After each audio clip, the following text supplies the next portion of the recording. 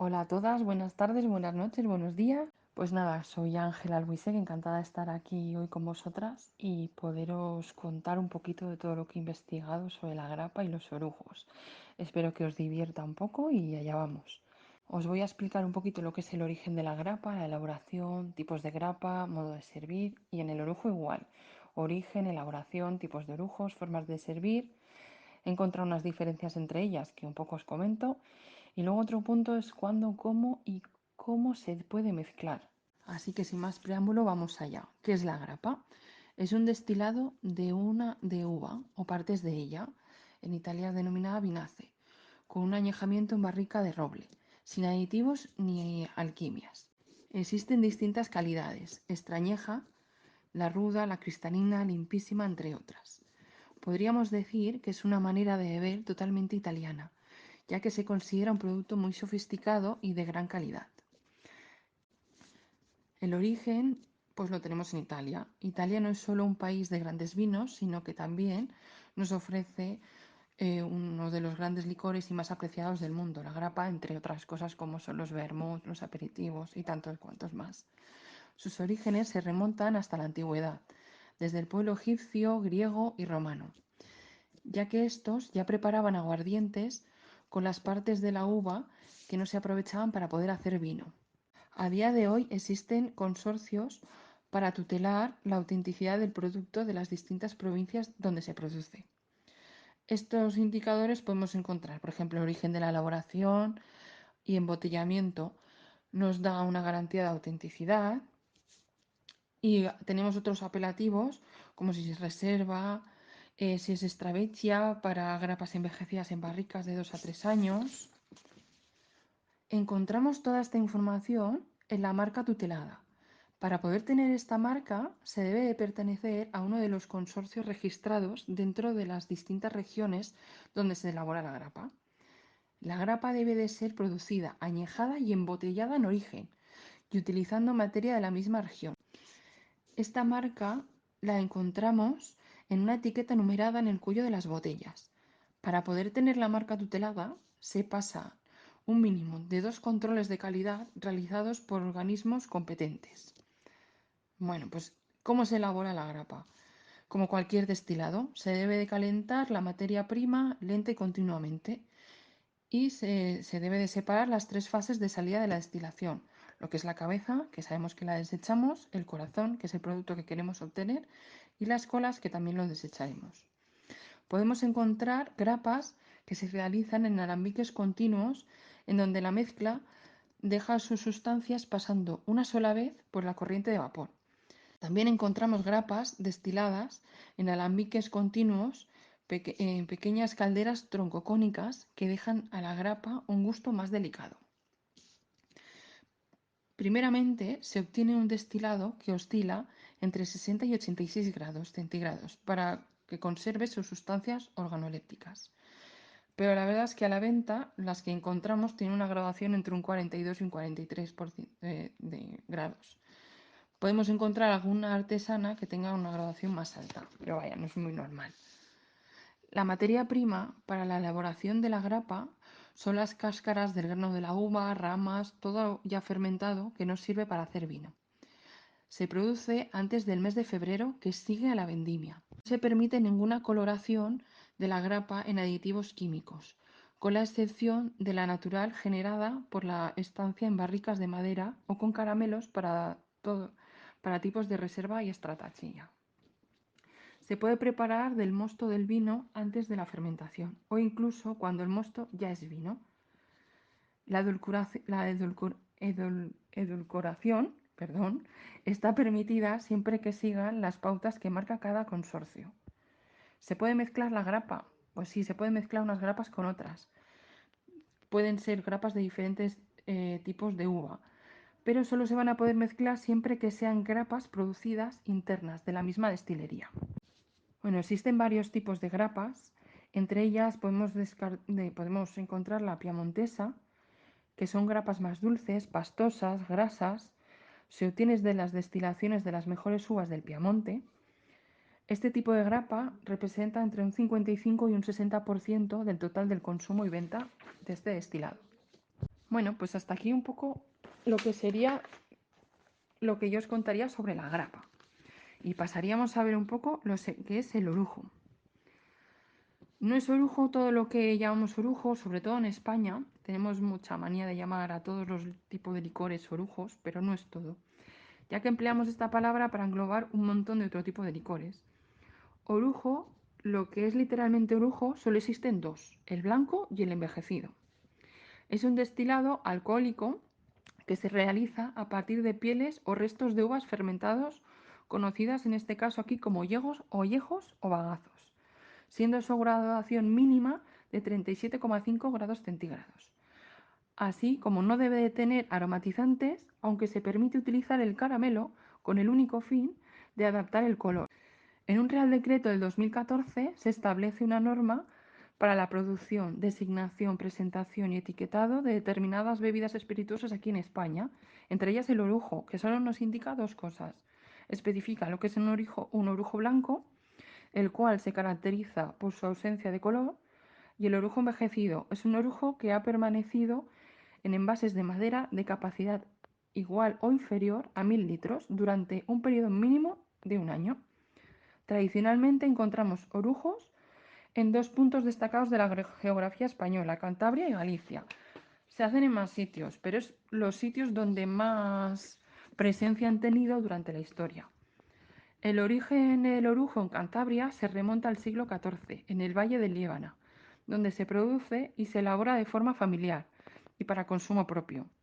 Hoy día, en la capital del valle, Potes, se celebra una vez al año la fiesta del orujo. En Galicia, la primera persona que deja constancia de la utilización de alambiques para la destilación de orujos fue el jesuita Miguel Agustí en el siglo XVII. Este siglo es cuando se tiene constancia de que se empiezan a destilar en los conventos todo tipo de aguardientes y su transmisión a través del Camino de Santiago. Hay que conocer un poco lo que es el Camino de Santiago. Aquí en España fue muy importante y ha sido y sigue siendo. Logroño es una de las paradas en el Camino de Santiago y durante la historia ha sido transmisor de mucha cultura y mucha sabiduría y información, tanto gastronómica como del saber. La destilación del orujo tiene su origen en la cuenca mediterránea. Nos podemos remontar como la grapa, pues viene desde la antigüedad, porque aquí en España también no hemos tenido los egipcios, pero han venido los fenicios, luego vinieron los griegos, los romanos, por supuesto. Y bueno, pues la destilación del orujo tiene origen en el Mediterráneo sobre el 1400 y se hace presente aquí en España, en Italia, pero también en Portugal, en Turquía y en Holanda, que encontramos el agua vitae, que es lo que luego daría paso, o una de las teorías que daría paso a lo que es el whisky. ¿Cómo se elabora? La técnica más tradicional es usando un clásico alambique, teniendo en cuenta la habilidad del maestro destilador a la hora de separar las cabezas, el corazón y las colas del orujo. Ya he dicho antes que lo que sería la cabeza la desecharíamos, el corazón es lo que queremos, el producto destilado que queremos, y las colas del orujo que también desechamos. No será hasta los años 90 del pasado siglo cuando se pasó a regularizar la fabricación casera del orujo, pasando de una elaboración del mismo de forma industrial solo para la venta. Tú puedes hacerte para ti tus orujos, pero no para la venta, solo pueden ser industriales. Algunos de los principales ingredientes que acompañan el bagazo en la destilación pueden ser la manzanilla, la menta, hierba luisa, romero, orégano, tomillo, cilantro, azahar, hinojo, regaliz, nuez moscada y canela. Encontramos varios tipos de lo que son orujos. Ya no solo orujos, sino otro tipo de aguardientes. Estos tipos nos los dan dentro de unas indicaciones geográficas protegidas.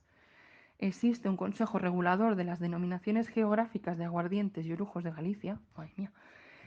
Y este considera este tipo de orujos y aguardientes, que os paso a contar ahora de uno en uno.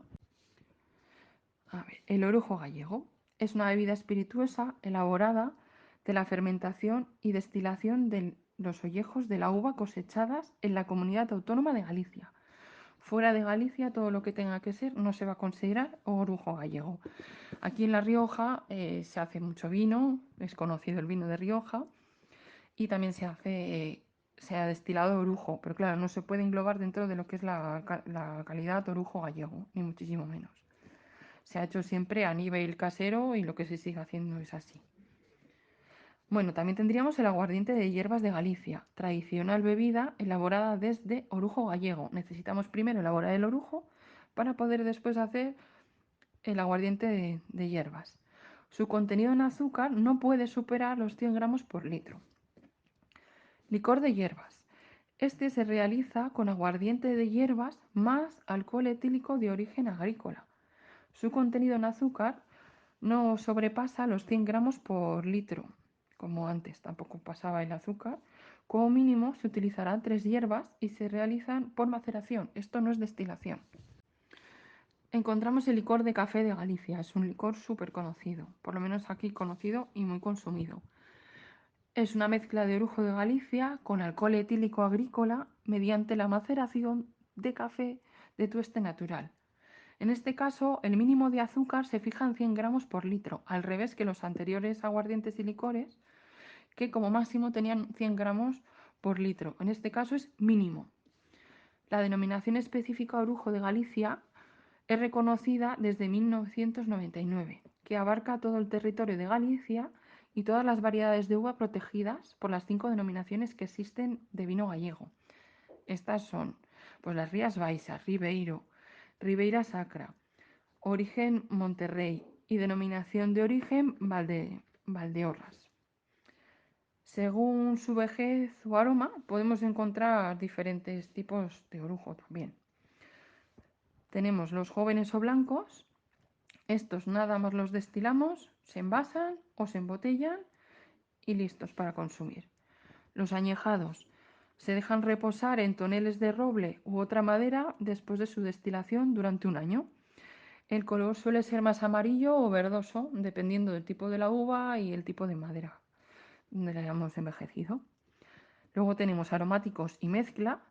Los aromas que encontramos nos los dan las variedades de uva con los que han sido realizados. Suelen ser mezcla de aguardientes diferentes y derivados de lácteos. Aromatizados. Son los orujos a los que se les añade en una maceración las hierbas de distintos tipos con el fin de aportar aromas. Como os he dicho antes, pues uno de los más típicos es el licor de café, el licor de hierbas y el orujo blanco también es muy consumido. ¿Cómo se toma el orujo? Pues bueno, si la grapa la tomamos en una copa fina, de cristal delicado, forma tulipán, pues el orujo, nada, se suele consumir en vasos pequeñitos de chupito después de comer o cenar. Puede ser de cristal fino, más fino o menos fino. Antiguamente se solía tomar el orujo, los orujos caseros, después del desayuno, para coger fuerzas antes de una larga y dura jornada de trabajo en el campo. Si la grapa no la tomábamos después de hacer ejercicio un día de frío y brumoso, eso después de hacer ejercicio y antes de irnos a trabajar el chupito de orujo. Así vamos, contentas y alegres y sin pasar frío. La temperatura correcta, según el Consejo Regulador Gallego, para tomar el orujo joven es entre 8 y 10 grados centígrados y un orujo envejecido es entre 15 y 18 grados centígrados.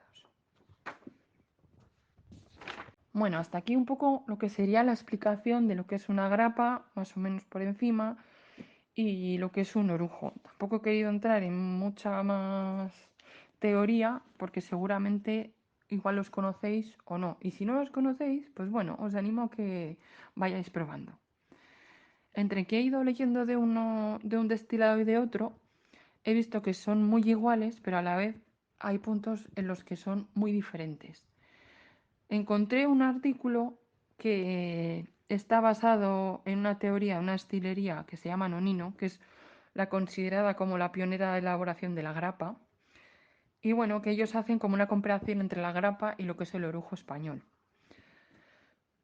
Pues los puntos que ellos vienen a destacar, pues que sí, que es el origen sobre todo, ¿no? El primer punto a destacar de diferencia es el origen, porque el orujo, como denominación de orujo, solo puede ser español, mientras que grapa solo puede ser italiana. Eso sería uno de los dos puntos. Luego, la materia prima sería otro punto de diferencia. Ambas se realizan usando los restos que ya no nos sirven para hacer vino, pero existen diferencias entre ellas. Sobre todo, y la más evidente es que a la hora de la elaboración resulta que los matices que dan las diferencias de las uvas de cada región que se producen los destilados. No va a dar el mismo sabor una uva de Ribeiro que una de Piamonte. Nos siguen comentando estos señores de la destilería Nonino que el proceso de destilación es muy similar, pero los dos proceden de destilados de racimos de uva fermentadas y prensados para hacer vino. Sí, vale, parten de ahí, pero que normalmente la grapa se suele destilar en grandes alambiques continuos y en España se sigue utilizando pequeños alambiques discontinuos, debido a que la mayoría de su producción recae en pequeños productores. Esto generalmente ofrece un producto menos refinado, pero más complejo en cuanto a sabor e intensidad. Sí que es verdad que a través del tiempo esto está cambiando muy rápidamente. Cada vez hay grandes nombres dentro de lo que son los orujos, dentro de lo que es grande para esta denominación, que van cambiando sus formas de utilización de alambiques. Pero bueno, sí que cabe destacar que es como una producción más artesanal, aunque vayamos más hacia lo industrial que lo que podría ser. Otra diferencia podría ser la presentación, las botellas, las etiquetas, la forma de servir, el tomártelo, el ritual. La grapa tiene una presencia ya por sí, la botella elegante, fina, la copa, forma de tulipán, el cristal fino.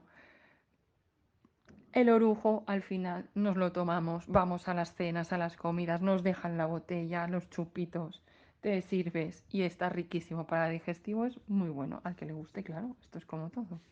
Y la última diferencia al final sería la reputación internacional. El origen de los destilados de los dos es humilde y muy antiguo. La diferencia la encontramos que, por ejemplo, la grapa en los años 70 del siglo XX apareció un gran productor de grapa que supo darle la relevancia que este producto ha sido y le ha dado una relevancia muy grande al producto y ha sido seguido por otros destiladores. Mientras que los productores de orujo no han gozado de ese reconocimiento. No porque no lo merezcan, sino porque no ha sabido llegar ese reconocimiento tan mediático como la grapa, ya que, como os he dicho antes, el primer registro de la denominación de origen de orujo se produce en 1989 en Galicia. Estamos hablando que Italia en el año 70 ya salía con la grapa y ya se conocía la grapa fuera de Italia. Y aquí, pues la primera denominación de origen llega en el 89, unos cuantos años después. Luego también es verdad que los españoles, frente a productos que nos tengamos que medir con los italianos, pues nunca hemos sabido vendernos igual de bien que ellos. Y bueno, pues como último punto quería deciros cuándo, cómo y con qué se puede mezclar. ¿Cómo, cuándo y con qué? Pues quién soy yo para decir nada de todo esto, la verdad. Más bien nadie. Yo soy una bartender de prueba y error. ¿Y cuándo diría que siempre que quieras dar un toque más seco a un cóctel de orujo? Por ejemplo, si tú quieres darle un toque más seco a tu cóctel, pues con un orujo blanco lo podrías llegar a conseguir.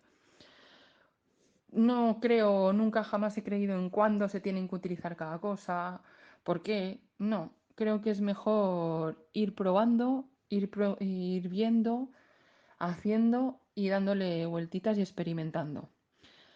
¿Qué es verdad que es mejor para un cóctel digestivo? Pues seguro que nos ayuda, porque al final no deja de ser algo que siempre hemos pensado que es digestivo y para ello está pensado. Pero ¿por qué no usarlo en un cóctel aperitivo siempre y cuando tengamos en cuenta todas las partes dulces de estos destilados? ¿Y qué tal si lo empleamos en un buen licor de café para prepararnos un cóctel a mitad de tarde, refrescante, apetitoso como una merienda? O todo lo contrario, un día de frío, un buen cóctel calentito, también como otra merienda, sí, pero calentita, calentita. O un cóctel aperitivo, pues eso, con una grapa tipo veneta, con un vermut dulce y así equilibramos su dureza de la veneta con el dulce del vermut. Solo hay que poner experimentar, probar y ir imaginando y viendo a ver un poco lo que nos apetece probar. Bueno, pues hasta aquí sería todo lo que yo os he podido contar y contaría más, pero creo que con el tiempo que ya os he robado ya es suficiente. Aquí es esto, pues un poco, pero no sabía yo mucho de la grapa, ¿para qué voy a deciros? Os había probado muy pocas veces, me ha gustado muchísimo investigar sobre ella. Orujo, pues hemos destilado en casa, pero claro, no es lo mismo lo que uno destila con lo que uno encuentra en lo que tiene que estar fuera en la venta. Os invito a que me hagáis alguna pregunta de si algo no os ha entendido o queréis que os pueda explicar alguna cosita más. Y mil gracias por atenderme, por estar aquí y muchas gracias por dejarme pertenecer a este grupo maravilloso de mujeres investigadoras y como se dice en mi tierra, hechas para adelante.